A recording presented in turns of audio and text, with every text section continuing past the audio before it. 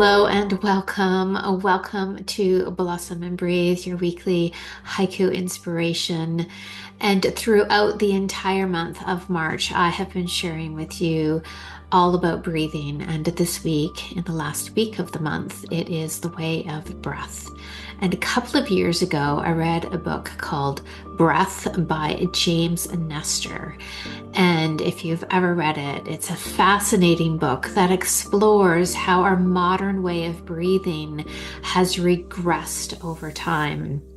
Which isn't a huge surprise because we're not super healthy these days. Well, not everybody, but.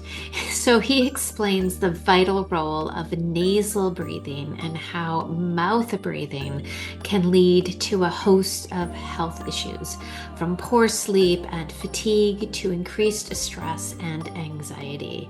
It's a powerful reminder that something as natural as breathing, something we do over 20,000 times a day, can have a profound impact on our health and well-being.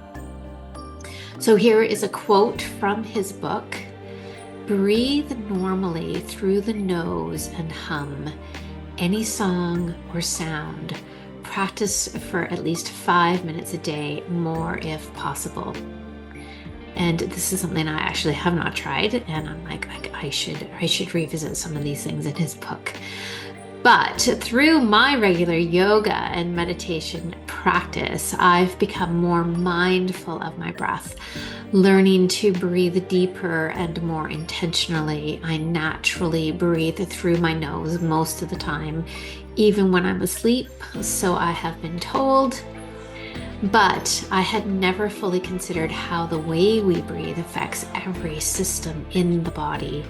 Oxygen is our life force, but many of us go through the day without giving much thought to whether we're truly allowing it to nourish us.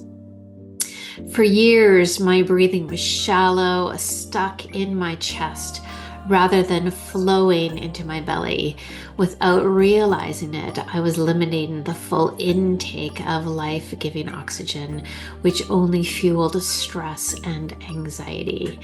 This is a common pattern, especially in today's fast-paced world, where many of us are constantly in a state of fight or flight without even realizing it.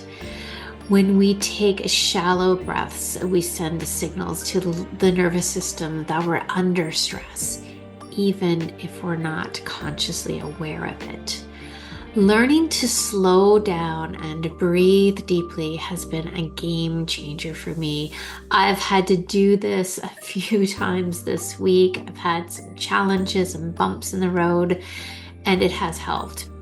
This simple act of taking full breaths not only calms the mind, but also improves circulation, supports digestion, and enhances overall energy levels. Breath is the bridge between the body and mind, a tool we can use to regulate our emotions and bring ourselves back to the present moment. Late evening lull. A blue jeweled dragonfly takes its last breath. Late evening lull.